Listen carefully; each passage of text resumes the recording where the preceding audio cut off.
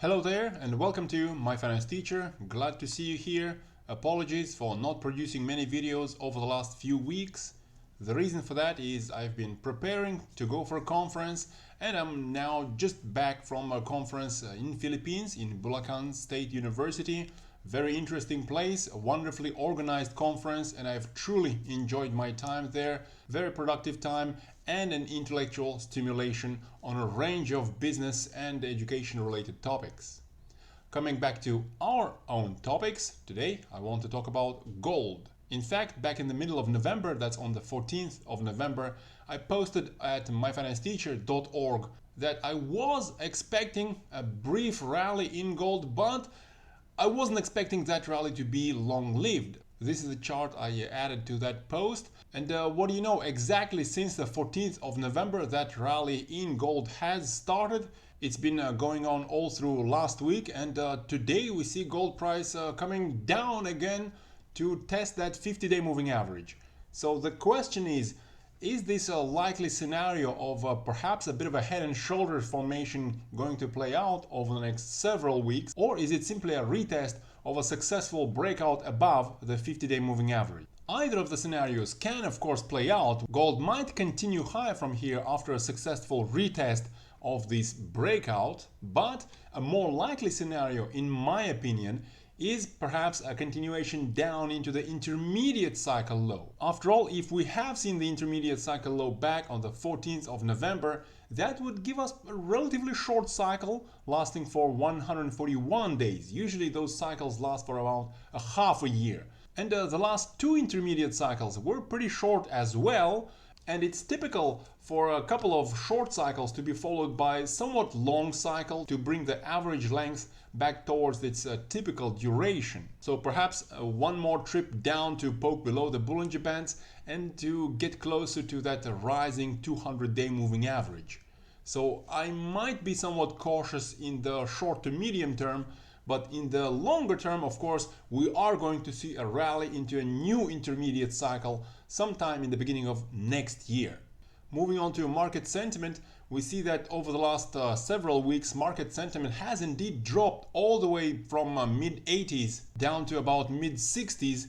And yes, again, as I said, a bullish scenario is of course possible. Dropping down to mid-60s might be enough for an intermediate cycle low. That was the case for the previous intermediate cycle low back in July, where the market sentiment again only dropped down to mid-60s.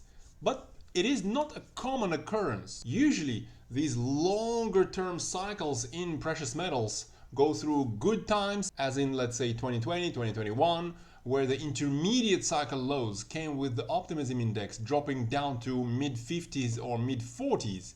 And hard times, as in say second half of 2022, early 2023, where these intermediate cycle lows come with this optimism index coming much closer to 30 and sometimes even below that. So even in good times, cycle lows accompanied by optics at mid-60 isn't a common occurrence. Is it going to happen for the second time in a row during this intermediate cycle? Perhaps, but I don't think it's a likely scenario. I think a much safer re-entry, reaccumulation would be signaled by this optics dropping to 60 and perhaps mid-50s, where I would definitely be backing up the truck for more of those precious metals. For yet another look at history of these intermediate cycle corrections down into those intermediate cycle lows, let's look at history starting from, let's say, the pandemic drop that's over here on the left part of the chart. This is a weekly chart, so each candle is 1 week here. And what do we see is that yes, sometimes these intermediate cycle corrections are very, very modest. As in, let's say, late 2021, where the intermediate cycle low was only 6.3% below the intermediate cycle top. Or in early 2023, again, where this correction was only 8%.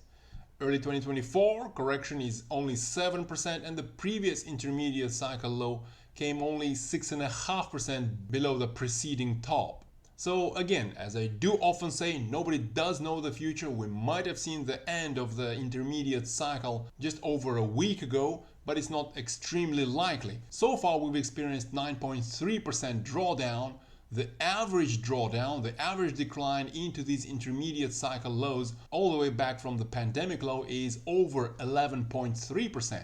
And looking at this weekly RSI, the majority of these corrections, not all, but the majority of these corrections brought the weekly RSI down below that neutral level of 50. So one more poke down below the Bollinger Bands, bring this weekly RSI closer to this neutral level of 50, poke below that as well, and bringing this optimism index below the level of 60, perhaps into mid 50s. All those would be signs of a safer re-entry into gold. So my opinion, since the mid-November hasn't changed, the market has played out according to our expectations so far. And if you're interested in more details, make sure to join us at myfinancesteacher.org, where since that mid-November update, I've posted an exclusive introduction to a developer newly turned producer with an outstanding potential for perhaps triple-digit gains in percentage terms over the next several years. This has been the most recent addition to our category of juniors in metals